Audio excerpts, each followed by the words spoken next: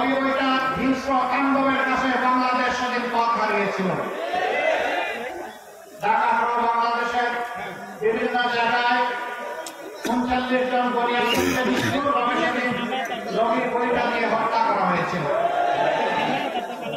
লাশের উপর সেদিন বিকৃত নৃত্য করা হয়েছিল।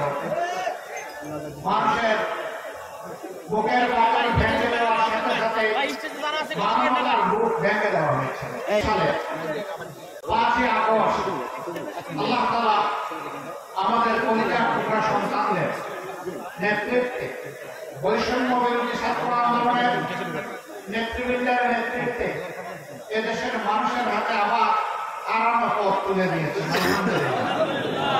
আমাদের এই সন্তানদের জন্য আমরা গর্বিত।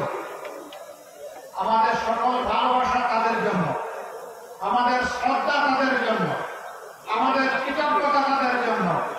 আমরা তাদেরকে সেলিউট জানাই।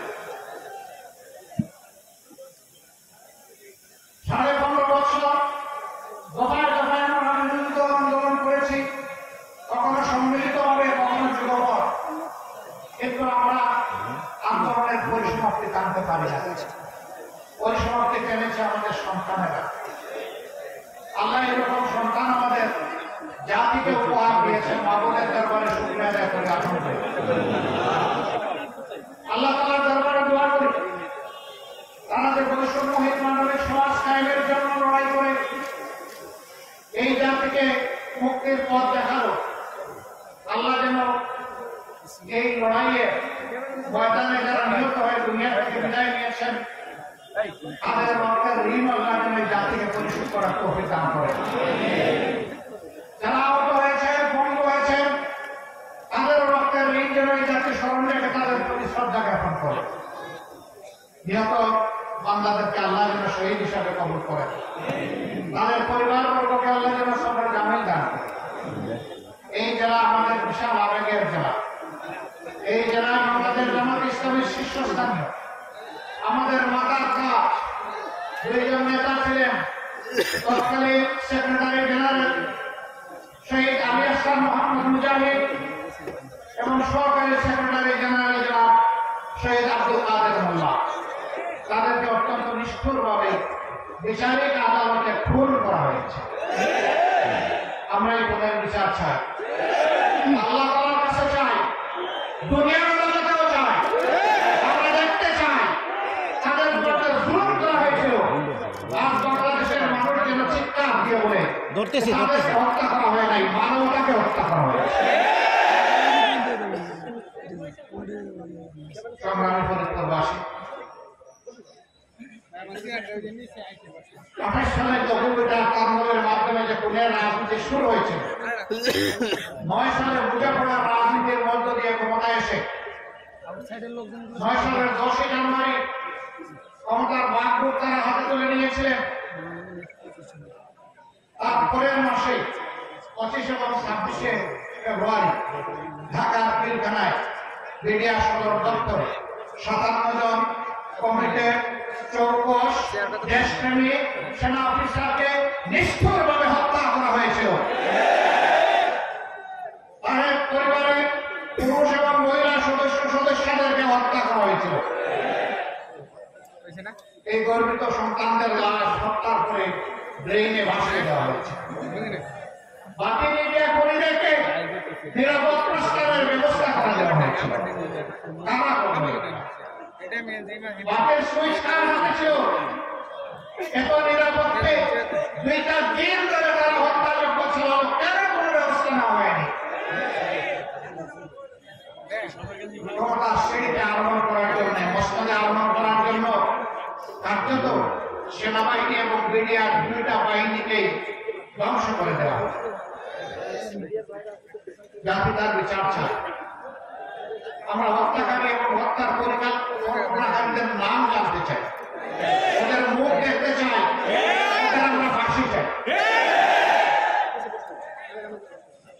প্রিয় দেশবাসী, এই যে হত্যার রাজনীতি চলতেই থাকলো, আল্লামা দেলোয়ার হোসেন সাঈদী তিনি শুধু বাংলাদেশের জনগণের নন, বাংলাদেশের মানুষকে অতিক্রম করে তার একটা ভালোবাসা সেই মানুষটাকে তুলে দিলে মৃত্যুর দিকে ফেলে দেওয়া হয়েছে। এইভাবে এক এক করে আমাদের 11 জন নেতাকে খুন করা হয়েছে। আমাদের প্রাণপ্রিয় দুইজন আহমেদ, অধ্যাপক গোলাম আমিন রাহিমাহুল্লাহ, শহীদ মাওলানা মজিবুর রহমান নিজামী রাহিমাহুল্লাহ, তারা এবং তাদের সাথীদের 11 জন এইভাবে মৃত্যুর দিকে ফেলে দেওয়া হয়েছে। শুধু কি আমাদেরকেই খুন করা হয়েছে? আমাদের নেতা কর্মীদেরকেই খুন করা হয়েছে? না, তারা তাদের পুরো প্রতিপক্ষকে বরদাস্ত করেনি। তারা খুন করেছে বিএনপির নেতা কর্মীদেরকে, খুন করেছে আলিম উলামাকে, খুন করেছে তোমাদের কোরআনের হুফাজদেরকে, তারা খুন করেছে সাধারণ মানুষকে। তারা খুন এবং গুমের রাজত্ব কায়েম করেছে এবং তারা মানুষের জীবন নিয়ে উপহাস করে। তারা বলতো এই দেশ তাদের রাজত্ব, তারা বাড়ির মালিক আর আমরা সব ভাড়া দিয়ে। 18 কোটি মানুষ ভাড়া দিয়ে তারা এই বাড়ির মালিক। তারা বলতেন তারা এই দেশকে 41 সাল পর্যন্ত লিজ নিয়েছেন। জনগণ 5 বছরের জন্য রায় দিবে সেই সুযোগও তারা দেননি। 14 নির্বাচন বিভিন্ন পোলিং সেন্টারের সামনে কুকুর ঘুমিয়েছে সেদিন শান্তিতে, মানুষ যায়নি ভোট দিতে। তারপরেও নাকি 42% ভোট দিয়েছে। আমি জানি না তারা আমার জঙ্গল থেকে বের হয়ে এসেছিলেন। 154 জন বিনা প্রতিদ্বন্দ্বিতা, 300 জনের মধ্যে তারা নির্বাচিত হয়ে গেলেন ভোটের আগে। ভাই পিছনে থাকেন,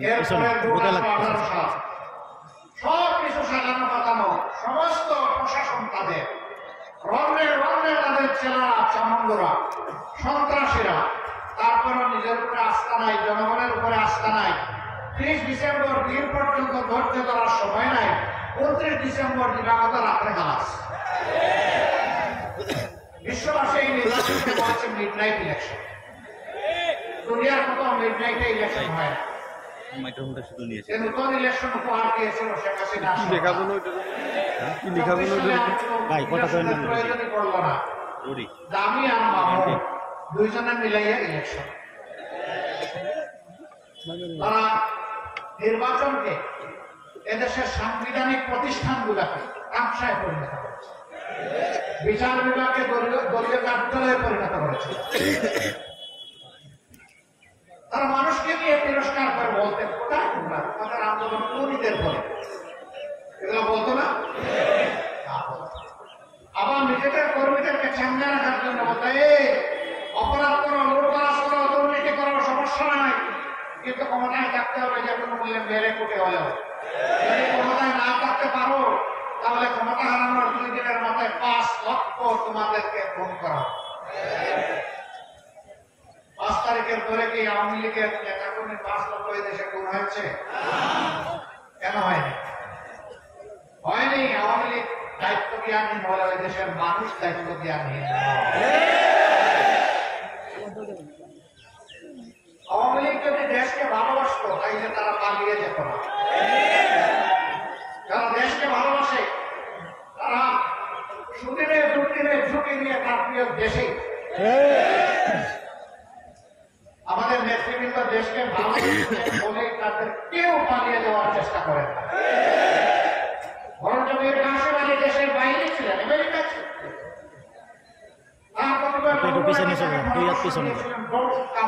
বাংলাদেশ তিনি জিজ্ঞেস করেছিলেন হয়, তারা বলেছিল আপনার শীর্ষ নেতৃবৃন্দের সাথে যে নিষ্ঠুর আচরণ করা হচ্ছে, আপনি আসলে আপনার সাথে করা হবে। তিনি বলেছিলেন আমি আমেরিকায় বসে আমার বিরুদ্ধে যে মিথ্যা অভিযোগ দায়ের করা হয়েছে আমি এখানে থেকে তার দায় নিতে চাই না। আমি দায় নিতামের জন্য বাংলাদেশে ফিরব, প্রয়োজনে আমি শহীদ হব। হাসি মুখে শাহাদত বরণ করেছেন। তার তো পালানোর ব্যাপার ছিল না, তিনি ছিলেনই বাইরে। কিন্তু তিনি এসেছেন বাংলাদেশে ফিরে, কারণ তিনি এই মাটি এবং এই মানুষকে ভালোবাসেন। আমরা যারা এই মাটি এবং মানুষকে ভালোবাসি আমরা পালিয়ে যাই না। যারা বলে আমরা পালিয়ে যাব না তারা কোথায়, তারা ভালো জানেন। বিচারপতি, যিনি কার্যত একজন অ্যাক্টিভিস্ট রাজনীতিক হিসাবে কাজ করতেন, আদালতে বসে রাজনীতির বানিয়ে ওড়াতেন, তিনি শেষ পর্যন্ত ঘুমায় কলাপাতায় ঘুমায় দেশ ছাড়তে বাধ্য হবে। ভাই, আপনার এইরকম কেন কলাপাতায় ঘুমাতে হবে? লোক আপনাকে জায়গায় জিজ্ঞেস করলাম, মাননীয় বিচারপতি আপনি কোথায়? বলে যে আমি তো ইন্ডিয়ায়। বলে না, এটা বাংলাদেশ। আমি বাংলাদেশের জালে আটকা পড়ে গেছি। কেন এই অপমান? এই অপমান এই কারণে যে তারা মানুষকে অপমান করছে। ঠিক আছে, তারা লুটে পুটে বাংলাদেশ খেয়েছে, বিদেশে তারা second home, third home, fourth home বানিয়েছে, বাংলাদেশের সম্পদ বিদেশে পাচার করেছেন, দেশ তারা ধ্বংস করেছেন, দৃশ্যমান কিছু উন্নতি তারা করেছেন। যে জায়গায় 1 লক্ষ টাকা দিয়ে উন্নতি করা যেত, উন্নয়ন করা যেত, সেখানে 5 লক্ষ টাকার বাজেট তারা নির্ধারণ করেছে। 1 লক্ষ কাজে লেগেছে, 4 লক্ষ তারা বিদেশে পাচার করেছে। এই ছিল তাদের উন্নয়নের ধরন।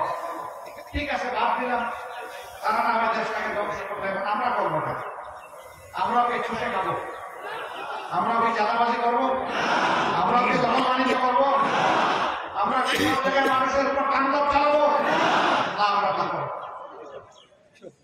আমরা 5 আগস্ট আমাদের সহকর্মীদেরকে আহ্বান জানিয়েছিলাম, ধৈর্য ধরুন, শান্ত থাকুন এবং দেশকে ভালোবাসুন, মানুষকে ভালোবাসুন। আমরা জানি আমাদের কর্মীদের মতোই কষ্টের আগুন, ঘৃণার আগুন থাম থাম করে জ্বলছিল। এভাবে আমাদের নেতৃত্বকে নিষ্ঠুরভাবে হত্যা করা হয়েছে, এইভাবে অন্য কোন দলের শীর্ষ নেতৃত্বকে হত্যা করা হয় না। আমাদের নিবন্ধন গায়েব করে কেড়ে নেওয়া হয়েছিল, আমাদের অফিসগুলো তালাবদ্ধ করে রাখা হয়েছিল, আমাদেরকে শেষ পর্যন্ত দিশাহারা সরকার হিসাবে নিষিদ্ধ ঘোষণা এই কাজগুলো কারো ব্যাপারে করা হয় না। একমাত্র যারা বাংলাদেশ জামাতে ইসলামের নেতৃত্বের বাড়িঘর বুলডোজার দিয়ে খতম করে দেওয়া হয়েছে। এটা অন্য কোন দলের ক্ষেত্রে ঘটে না। তাহলে আমাদের কষ্টের মাত্রাটা কেমন ছিল চিন্তা করুন। কিন্তু আমরা বলেছি না, আল্লাহ তাআলা একটা ইতিবাচক পরিবর্তন এনে দিয়েছেন। হিংসা রাজনীতির বিস্তৃতি আমরা ঘটাতে চাই। আমরা চাই প্রিয় দেশ শান্তি শৃঙ্খলার দিকে ফিরে আসুন, মর্যাদার সাথে মাথা উঁচু করে দাঁড়াবে। শাসন ক্ষমতায় যারা থাকবে তারা যেন আল্লাহ এবং জনগণের কাছে দায়বদ্ধ থাকে, এমন একটা দেশ আমরা চাই। আমাদের সন্তানদের স্লোগান ছিল, বুকের ভিতর তুমুল ঝড়, বুক পেতেছি ভূমিকম্প। তাদের সেই তুমুল ঝড়টা কি ছিল? তাদের তুমুল ঝড় ছিল, তারা ছিল বৈষম্যের শিকার। সেখানে ছিল মেরিট জেনোসাইড, তাদের মেধাকে হত্যা করা হয়েছিল। এই সরকার মেধার স্বীকৃতি দেয়নি, মেরিটোক্রেসিকে পরাজিত করে পলিটোক্রেসিকে তারা বিজয়ী করেছিল। তারা পলিটিক্স এবং আওয়ামী পলিটিক্সের বাইরে যেতে পারে না। সম্মানিত ভাইরা, আমাদের সন্তানদের সেই বুক চিতিয়ে ভুলে নেওয়া দৃশ্যকে আমরা ভুলে যাব না। তাদের প্রতি আজীবন আমরা সম্মান প্রদর্শন করব। মুখে সম্মান বলে হবে না। তারা যে বৈষম্যহীন সমাজের জন্য লড়াই করেছিল, ওই সমাজটা যদি আমরা করতে পারি, তাইলেই তাদের প্রতি সত্যিকারের সম্মান দেখানো হবে। এই জন্য বাংলাদেশ জামাত ইসলাম চায় একটা বৈষম্যহীন সমাজ, যেখানে নিচতলায় আর গাছতলায় ওরকম মানে গাছের মাথা আর তার নিচ এত ব্যবধান থাকবে না। সমাজের মানুষ যার যার জায়গায় তার বৈধ অধিকার অধিকার পাওয়ার জন্য তাকে রাজপথে আর রক্তে চড়াতে হবে না, বরঞ্চ অধিকার তার ঘরে চলে যাবে। আমরা এমন একটি সমাজ চাই, সেই সমাজ যদি গড়তে হয় তাহলে আমাদের জাতীয় ঐক্য লাগবে। আমাদের সমাজকে দুর্নীতিমুক্ত করতে হবে, আমাদের সমাজে সামাজিক সুবিচার কায়েম করতে হবে, আমাদের সমাজকে মানবিক সমাজে পরিণত করতে হবে, আমাদের জনগণের বিশেষ করে আমাদের যুবকদের হাতকে কর্মীর হাতে পরিণত করতে হবে। এমন বাংলাদেশের শিক্ষা প্রতিষ্ঠান থেকে লক্ষ লক্ষ আমাদের সন্তান আমাদের ছেলেরা মেয়েরা বের হয় এক টুকরা কাগজ হাতে, তারপরে এই অফিস ওই অফিস, এই ইন্ডাস্ট্রি ওই ইন্ডাস্ট্রি, এই সরকারি কার্যালয় ওই সরকারি কার্যালয় দৌড়াতে থাকে একটা চাকরি পাওয়ার আশায়। চাকরি তার কপালে সহজে জুটে না। তাহলে এমন শিক্ষা আমরা কেন দিলাম? যে শিক্ষা পাওয়ার পর আমাদেরই একটা সন্তান চাকরির জন্য পাগল হয়ে ঘুরায়, কোন সময় তাদেরকে হতাশ হয়ে আত্মহত্যা করতে হবে। ওই সময় আমরা আর চাই না। আমরা এমন একটা শিক্ষা ব্যবস্থা চাই যে শিক্ষা ব্যবস্থা প্রত্যেকটি ছাত্রছাত্রীর হাতকে সোনাগরিক কর্মীর হাতে পরিণত হবে। তার শিক্ষা জীবনের পাঠ ছুটে ফেলার সাথে সাথে কাজ তার ঘরে তার হাতে কাজ তাকে ডেকে নিয়ে কাজের ময়দানে হাজির করে দেবে। এইভাবে সব কর্মীর হাতে পরিণত করে আমরা দেশকে আগাতে চাই। এমন একটা দেশ চাই যেখানে ধর্মে বর্ণে কোনো হিংসা হানাহানি থাকবে না। মন্দিরও পাহারা দেওয়ার দরকার হবে না, মসজিদও পাহারা দেওয়ার দরকার হবে না, গির্জাও পাহারা দেওয়ার দরকার হবে না, বৌদ্ধমঠও পাহারা দেওয়ার দরকার হবে। মানুষ মানুষকে সেদিন সম্মান করে এবং মাথা উঁচু করে দাঁড়ায়। আমাদের মায়েরা ঘরে রাস্তায় চলাচলের সময় কর্মস্থলে এবং সমাজে তারা মর্যাদা এবং নিরাপত্তার সাথে তাদের কাজ সম্পাদন করছে। দেশের ভাগ্য উন্নয়নে পুরুষদের পাশাপাশি তাদের মেধা যোগ্যতা কর্মক্ষেত্র অনুযায়ী তারা অবদান রাখবে। আমাদের ব্যাপারে অপবাদ, জামাতে ইসলামী ক্ষমতায় গেলে মহিলাদেরকে ঘর থেকে বের হতে দেবে না। পিতলের তালা আমরা তৈরি করে রেখেছি। ক্ষমতায় যাওয়ার পরের দিনই পুরুষদেরকে ডেকে ডেকে বের করে বাইরের দিকে আমরা তালা মেরে দিব যে তোমরা আর বের হতে পারবে না, মহিলারা তারা আছে। মানুষের মনে ভীতি সঞ্চার করা হয় কেন? রাসূল করিম সাল্লাল্লাহু আলাইহি ওয়াসাল্লাম যুদ্ধের ময়দানে সাহাবিয়াদেরকে সাথে নিয়েছেন, তার স্ত্রীদেরকে সাথে নিয়েছেন, অন্য মহিলারা যুদ্ধ করেছেন তার সাথে না। যুদ্ধ মানব জীবনের সবচেয়ে কঠিন কাজ। সেই যুদ্ধে আল্লাহ রাসূল মহিলাদেরকে শামিল করেছেন। আমরা তাদেরকে ঘরে তালা মেরে রাখা, ভয় দেখানো হয়। এরা রাজ্য কায়েম করলে সবাইকে জোর করে কালো বোরকা পরাবে না, জোর করে কাউকে কালো বোরকা পরানো হবে। বরঞ্চ মনের খুশিতে মর্যাদার প্রতীক হিসাবে যারা পড়তে চায় করবে। অন্য ধর্মের যারা আছে তাদেরকে আমরা জোর করে পড়তা কিভাবে পড়াবো? তারা তো এই ধর্মের পরিমাণই আনে না। তো তারা যারা ইসলামের পরিমাণ নেয় তাদের ইসলামের পড়তা বাধ্য থাকবে। তাদের উপরে এই দুর্ঘটনার অধিকার আমাদেরকে কে দিয়েছে?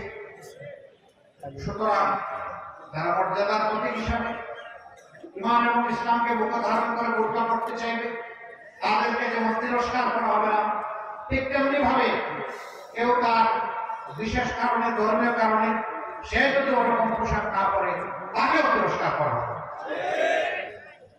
সম্মানিত ভাইয়েরা, এই বক্তব্যই কালকে আমি সাক্ষীরা রেখেছিলাম, কিন্তু একটা টিভি আমার বক্তব্যকে বিকৃত করেছে। আমাদের আমির বলেছেন যে যেমন ইচ্ছা মহিলারা তারা পোশাক করতে পারে। আরে ভাই, এত কষ্ট করে আমার এত সার্ভিস দিলেন আপনি, আমি যা বলতে পারলাম না আপনি একটু আগায় দিলেন কেন রে ভাই? আমার প্রতি এত বড় এত ভালোবাসা। খালেদ মহিউদ্দিন উনি আমাকে প্রশ্ন করেছিল যে কিছু মানুষ আজীবন আপনাদের বিরোধিতা করে কেন? আমি বললাম বেশি ভালোবাসে তো এই জন্য আমাদেরকে ভাই এই কোস্টানি থেকে আমরা বাঁচতে চাই। প্রেসিডেন্টের দাতা করে আমরা ছিলাম সবচেয়ে বেশি মজলুম, আমাদেরকে একটু শান্তি দেন ভাই। হ্যাঁ, আলহামদুলিল্লাহ বেশিরভাগ মিডিয়া বা ব্যাপক সংখ্যক মিডিয়া এখন সত্যকে সত্য হিসাবে তুলে ধরছে। আমি তাদেরকে অভিনন্দন জানাই। দুই একটা মিডিয়া যেন মিডিয়া জগতের যেন দুর্নামের কারণ না হয়, আমি মিডিয়া জগতের বন্ধুদেরকে সেই দিকেও সতর্কতা করা হবে না যে দুই একজনের কারণে আপনাদের বদনাম হবে। আপনারা এই বদনামের ভাগ দিলেন কেন? যে মিডিয়া এরকম করে পুলিশ করে মানুষের বক্তব্য বিকৃত করতে না, এটা আর হজ। আমি আশা করি এরপরে আর হবে না ইনশাআল্লাহ। আমরা যা বলি অবিকল আপনারা তা তুলে ধরবেন। আমাদের বক্তব্যের কাট পিস সরবরাহ করবেন না। দেশ দিলেন পেট নাই, পেট দিলেন মাথা নাই, এরকম বক্তব্য দিবেন না। এরকম বক্তব্য দিলে মানুষ বিভ্রান্ত হবে। লেখা থাকে কোনো কোনো দেয়ালে যে এখানে প্রস্তাব করবেন না, দাঁড়িয়ে করিলে অপরাধ। যদি দাড়িটা না আগে বসে দেন তাহলে কি হবে? এখানে প্রস্তাব করবেন না করিলেও আপনি কি করলেন তাহলে? আমার গাড়িটা এখান থেকে ওখানে চাষ করাই দিলেন তো সব শেষ করে। আমি আশা করবো যে না আমরা আর করবো করব।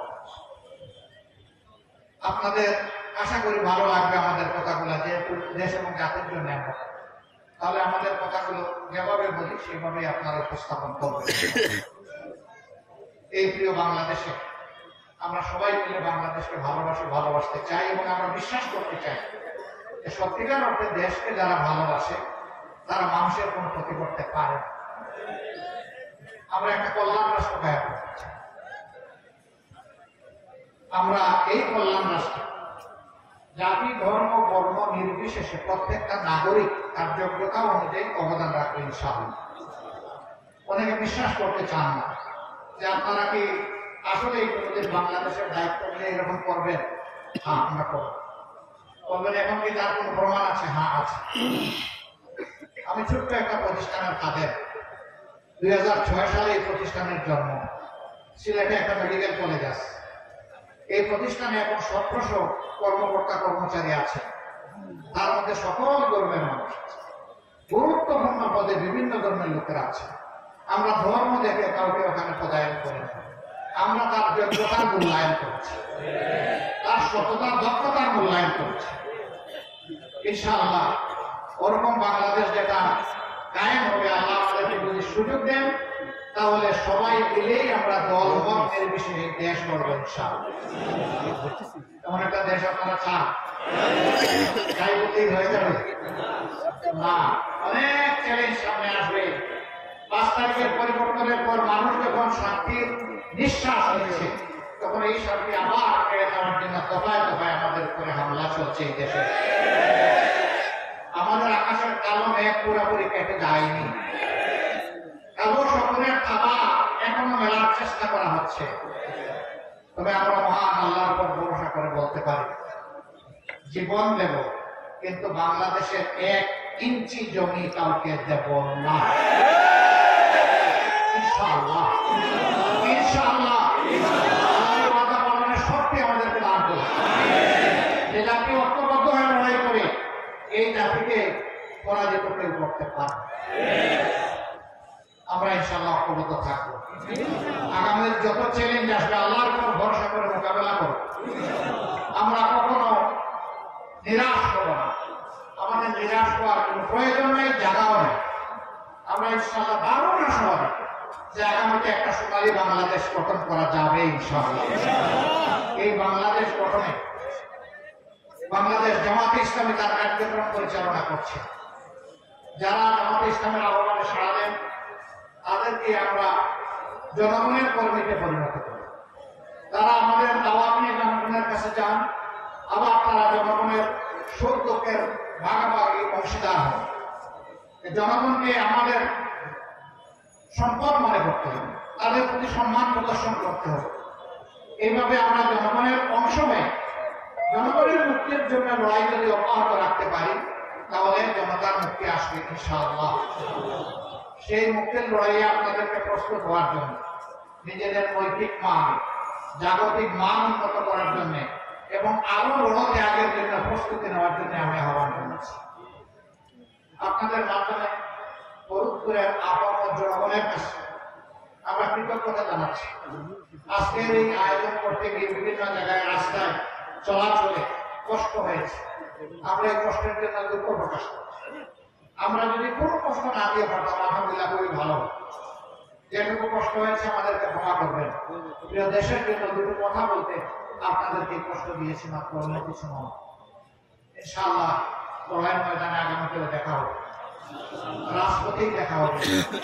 আল্লাহ তাআলার কাছে এমন একটা দেশ চাই, এমন একটা জাতি চাই, এই দেশ এবং জাতিকে আল্লাহ তাআলা ভালোবাসেন।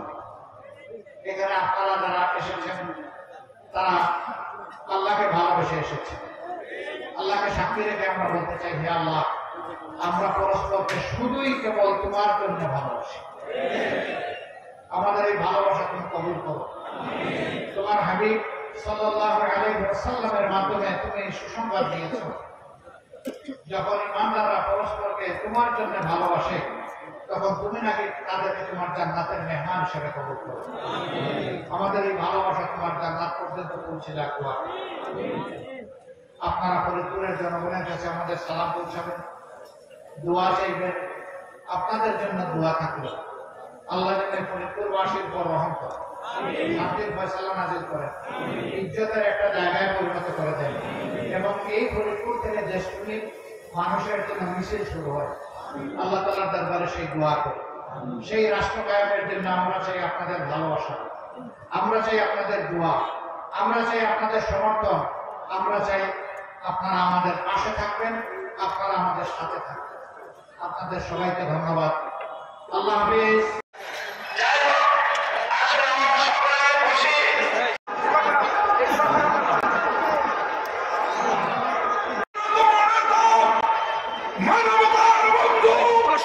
আমাদের এই দুই নেতাকে আমি বসানো হয়েছিল, এখন দেশে পরিবর্তন এসেছে। 24-এর বিপ্লবের স্লোগান ছিল কায়েম হবে না। বাংলাদেশ জামাত ইসলামী ছিলেন আমাদের প্রিয় নবী মুহাম্মদ রাসূলুল্লাহ। একটি সুন্দর রাষ্ট্র বিনির্মাণের জন্য ইনসাফপূর্ণ একটি সমাজ করে সে আকাঙ্ক্ষার বাস্তবায়ন হয়, এই উদাত্ত আহ্বান জানিয়ে নামিয়ে দেন। সম্মানিত ভাইরা, এই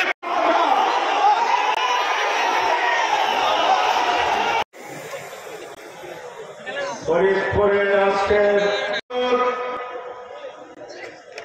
সংগ্রামী জনগণ সম্ভাবনা বাংলাদেশ নতুন রাজনীতি করতে না পারে সেই দিকে আমাদেরকে চোখ-কান খোলা রাখতে হবে। আমাদের মাহবুবের একান্ত মেহরবানি এদেশের মানুষকে 15.5 বছরে জগৎ পাথরের নিচে চাপা পড়া এই মানবতাকে আল্লাহ তাআলা উদ্ধার করেছেন। বলতে গেলে 2006 সালের 28 অক্টোবর লগিবইটা হিংস্র তাণ্ডবের কাছে বাংলাদেশ সেদিন পথ হারিয়েছিল। ঢাকা সহ বাংলাদেশের বিভিন্ন জায়গায় 39 জন বনিয়াদকে নিষ্ঠুরভাবে সেদিন লগির বইটা দিয়ে হত্যা করা হয়েছিল। লাশের উপর সেদিন বিকৃত নৃত্য করা হয়েছিল। মানুষের বুকের বাড়ি ভেঙে দেওয়ার সাথে সাথে মানবতার বুক ভেঙে দেওয়া হয়। 2024 সালে 5ই আগস্ট আল্লাহ তাআলা আমাদের কলিজার টুকরা সন্তানদের নেতৃত্বে, বৈষম্য বিরোধী ছাত্র আন্দোলনের নেতৃবৃন্দের নেতৃত্বে এদেশের মানুষের হাতে আবার আরাম পথ তুলে দিয়েছে। আমাদের এই সন্তানদের জন্য আমরা গর্বিত। আমাদের সকল ভালোবাসা তাদের জন্য, আমাদের শ্রদ্ধা তাদের জন্য, আমাদের কৃতজ্ঞতা তাদের জন্য। আমরা তাদেরকে সেলিউট জানাই।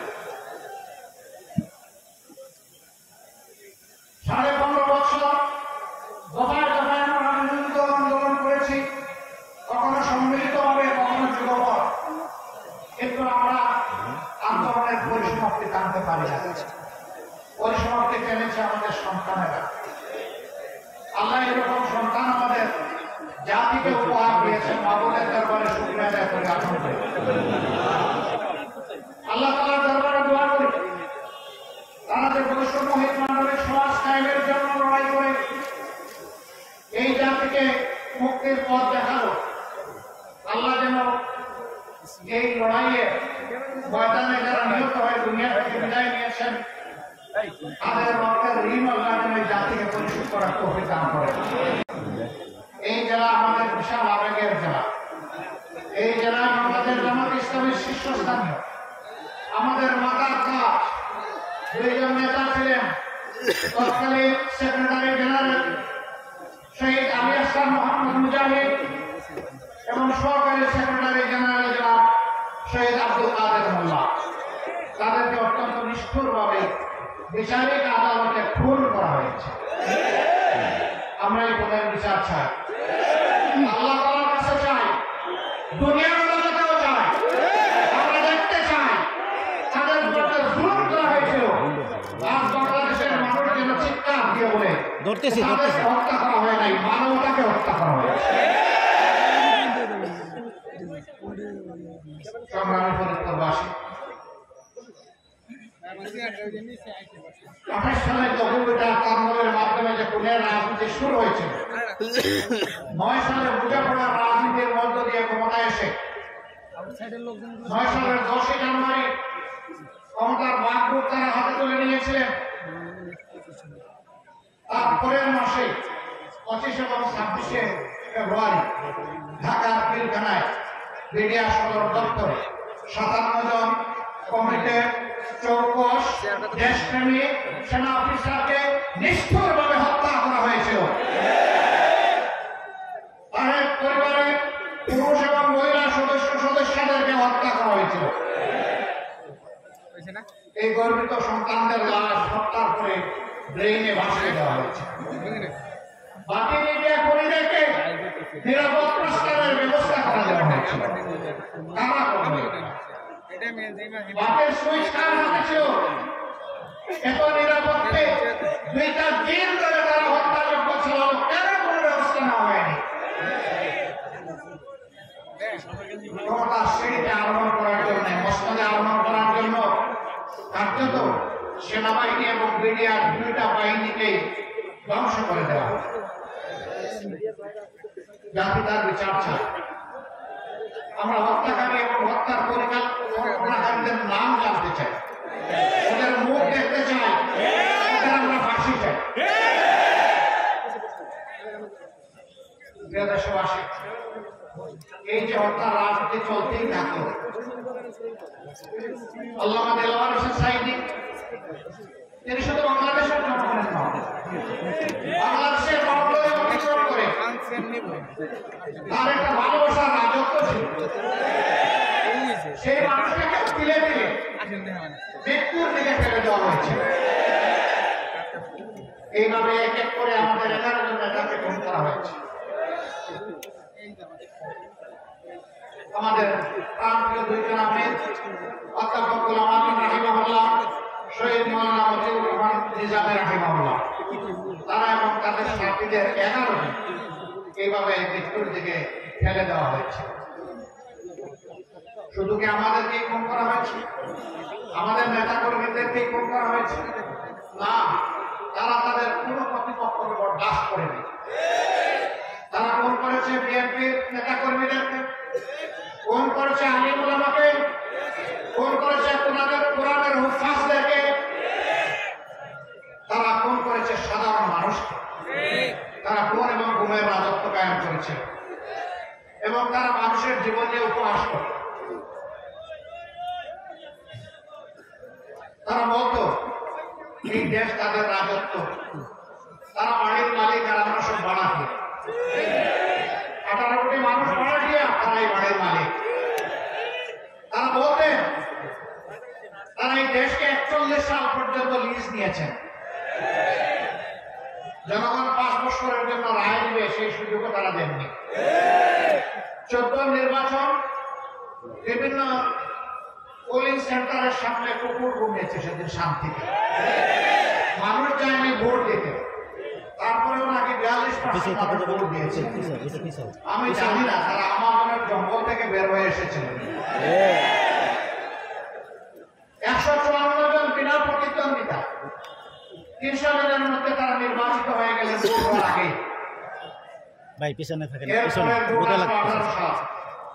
সবকিছু সাজানো পাতানো, সমস্ত প্রশাসন তাদের, রন্ধ্রে রন্ধ্রে তাদের চেলারা, চামুন্ডরা, সন্ত্রাসীরা।